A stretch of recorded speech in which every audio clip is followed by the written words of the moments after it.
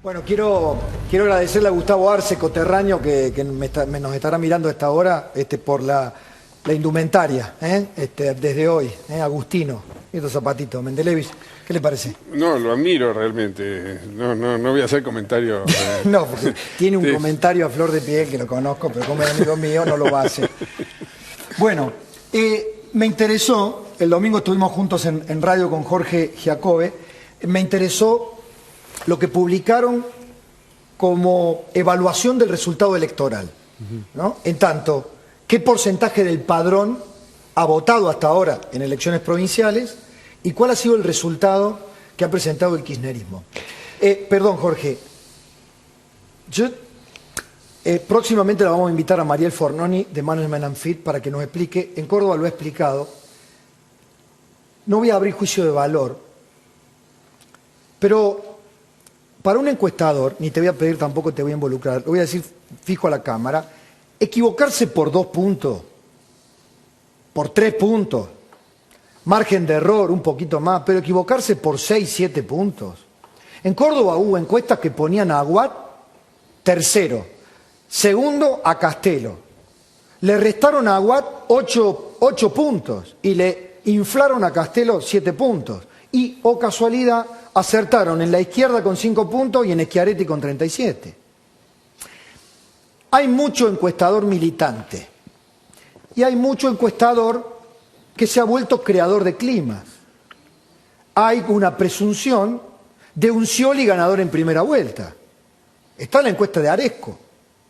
Pero antes, yo lo he escuchado a Hugo Aime, lo he escuchado a Zuleta Puseiro.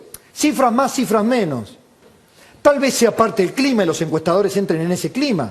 Primero fue Massa cuando ganaba, era Gardel y Lepera en 2013. Después fue Macri a principio de año y finalmente, a final del año pasado y a principio de este. Y ahora será el momento de Scioli, el Cuco Scioli. ¿Ya ganó?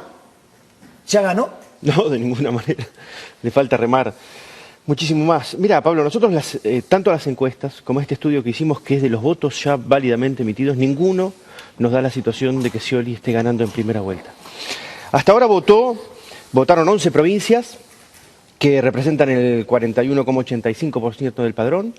En esas 11 provincias, elecciones para gobernador, hay una PASO que es la del Chaco, y jefe de gobierno de la Ciudad de Buenos Aires, y senadores en Corrientes. El FPV tiene una potencia de casi el 32% de los votos.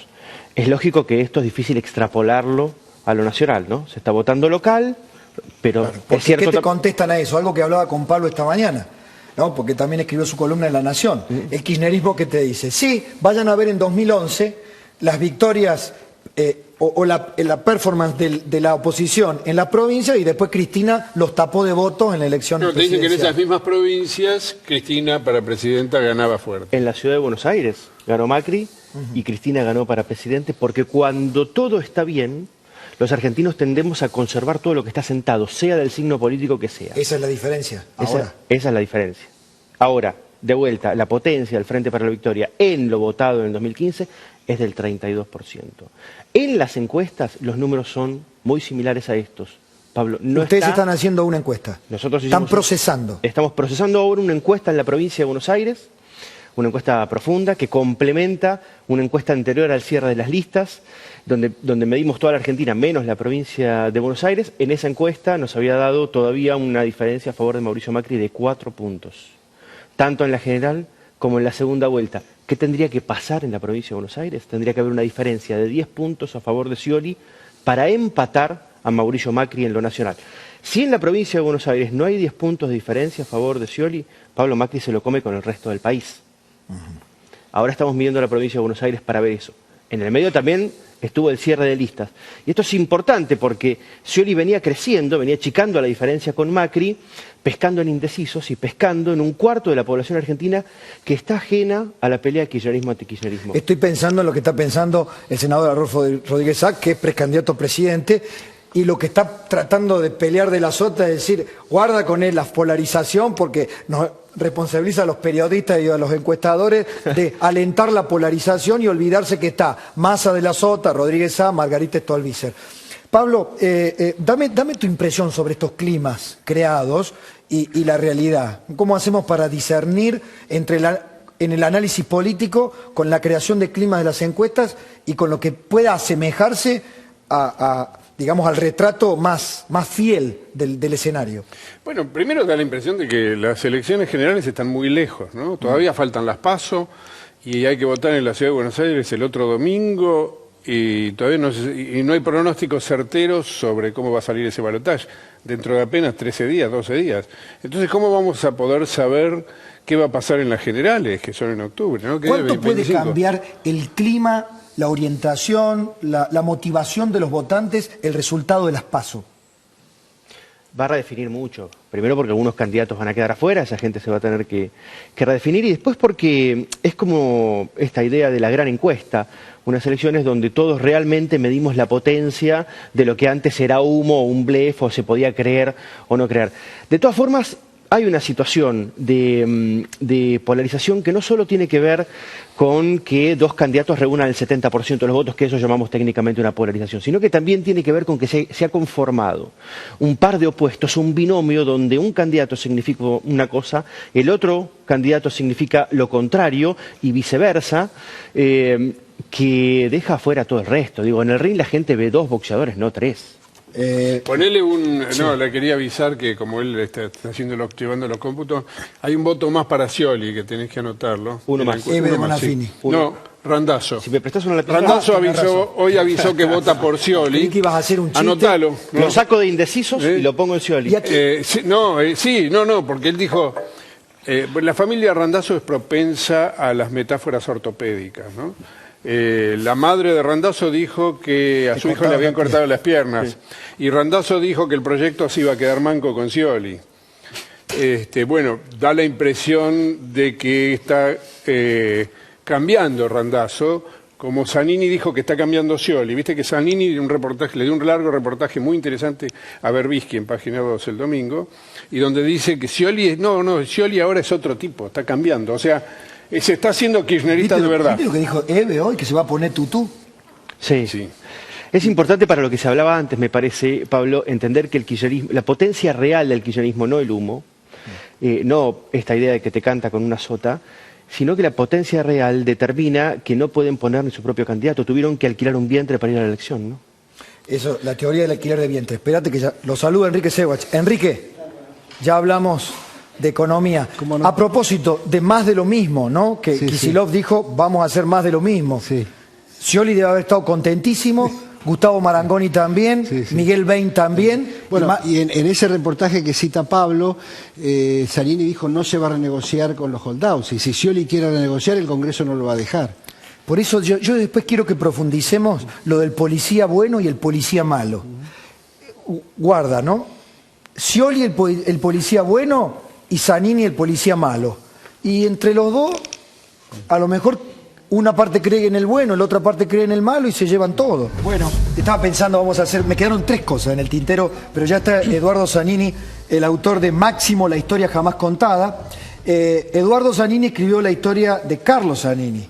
Cuando Carlos fue puesto por la Presidenta de la Nación como compañero de Scioli, inmediatamente se reeditó el libro. Porque ¿quién había escrito sobre Carlos Zanini? Eduardo Zanini, que no es pariente, no le comprende las generales de la ley.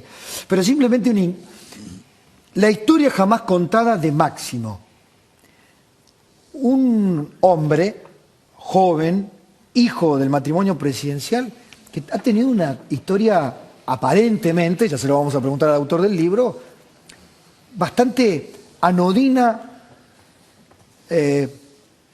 digamos, poco diversificada en experiencias, desde ya laborales, ¿no? ¿Y qué hay para contar sobre este hombre?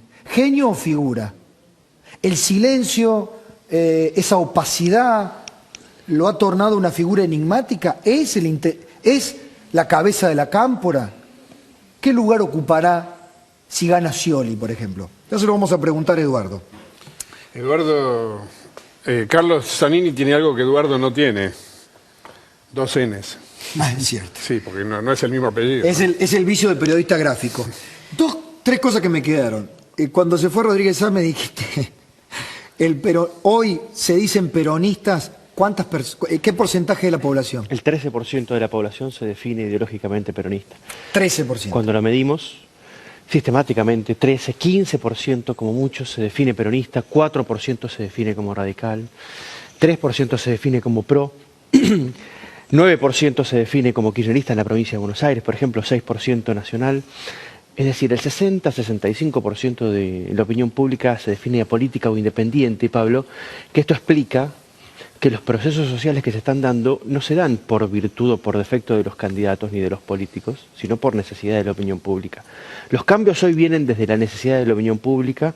El sistema político puede generar oferta para eso o no la puede generar. Pero cuando hablan de los peronistas votenme a mí, lo que se están repartiendo son 13% de la población, ¿no? O el atractivo de esa...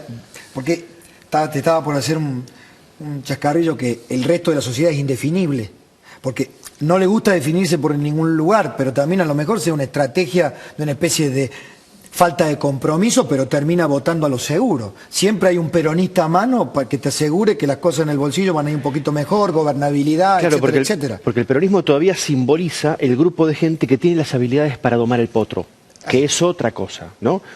Rodríguez Sá podría haber convocado a aquellos a los cuales les gusta una buena gestión, vótenme, que sería otra línea de trabajo, o aquellos que creen que puedo gobernar, que puedo dominar el potro, vótenme. Pero peronista de ideología, peronista, Pablo, que tampoco sabremos bien qué es, y sería una discusión para 3 noches, se define el 13% de la población. A ver, ¿qué te parece el ensayo? Creo que vamos a hablar, vamos a especular, vamos a escribir, vamos a teorizar sobre el ensamble Scioli-Zanini hasta octubre, ¿no? O tal vez varios años más, no sé. Por lo menos hasta octubre. Sí. No, bueno, porque después... Si gana, porque después, si gana, lo vamos a ver. O sea, vamos a teorizar y si ganan, vamos a ver. Si gana, mira, la cantidad de conspiraciones que se van a ver ahí, si llega a ganar esa fórmula, va a ser enorme, porque es una fórmula disímil ideológicamente. Entonces vas a estar constantemente pensando que ahí hay una conspiración. Hay vicepresidentes que fueron echados por pensar distinto. El caso de Frondizi con Gómez. Frondizi va a patar a Gómez en el traste a los 6 meses de estar gobernando. O sea, vas a tener permanentemente ese fantasma.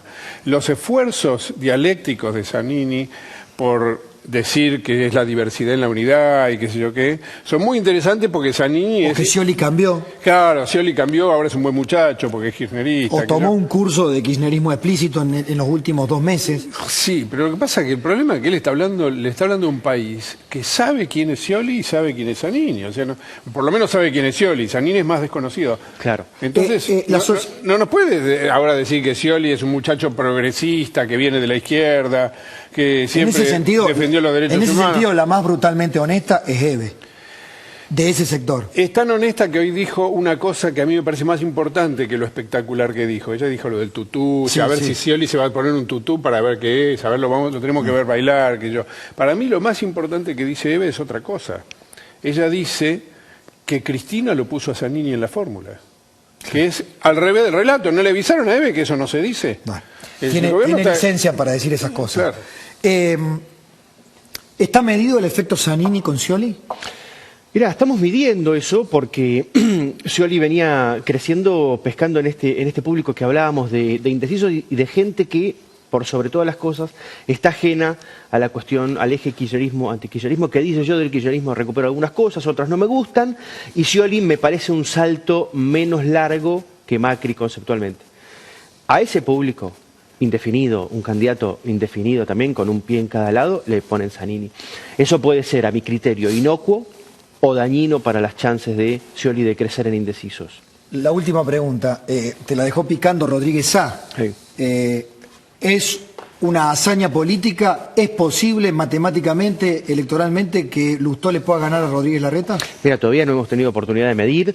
La intuición me dice que es imposible, solamente con un poco de ausentismo. La misma cantidad de votos del PRO ya vale en otro porcentaje, con lo cual es muy difícil. Me parece que es una elección ganar-ganar, Pablo, porque uno retiene el distrito y Lustó, que es un candidato joven, limpio, muy bien posicionado, sobre todo en mujeres que son las transformadoras de la sociedad hoy por hoy, queda como principal disputante en la ciudad, que es un símbolo y que es el 10% del electorado nacional, ¿no? Con todo respeto por el Adolfo, no entendí qué quiso decir con eso del voto en blanco, el voto positivo, que acá en el balotaje vos tenés dos candidatos. Uno saca más de la mitad y el otro saca menos de la mitad. Punto. ¿Cuál es la historia ahí? Sí, que el voto en blanco no se cuenta, no juega el voto en blanco. Me parece que yo hoy hablé con Lustó, le pregunté, bueno, pero ¿cómo haces tu cuenta? Porque a mí no me da la cuenta, ¿de dónde sacas los votos? Y te elude la respuesta, en eso no entra en el detalle. Porque es muy difícil, vos mirás cómo salió la elección el domingo, es muy difícil que él consiga una cantidad de votos muy superior. Pero coincidí con que se tiene que presentar. Pero por supuesto, eso de bajarse, ¿sabés de dónde viene eso de bajarse? La Argentina es lo único que habla de bajarse. Porque el problema es que la cultura nuestra del balotaje es paupérrima. Claro. En la ciudad de Buenos Aires hubo 5 elecciones para jefe de gobierno, de las cuales 4 fueron por balotaje. En la primera se bajó el rival, que era Cavallo. Era Ibarra Cavallo salió a los gritos, se bajó. Y en La Nación, vos fijate, este país es el único país de América Latina que tiene el balotaje desde el año 73 que lo tiene. Nunca se usó. Pero en cambio tenemos 2 que se bajaron ya. Se bajó, primero se bajó Balbín en el 73, porque Cámpora había sacado el 49,9, y después se bajó Menem, que está para el Guinness, porque nunca nadie se había bajado habiendo ganado la primera vuelta. Ganado, claro. Y se bajó. Y lo que no tuvimos nunca es balotaje, ¿entendés? Por una cosa o por otra. Entonces, de lo que hablamos es de bajarse. El balotaje no es para bajarse, es para ir a votar. Gracias a Gracias a ambos. Gracias a vos.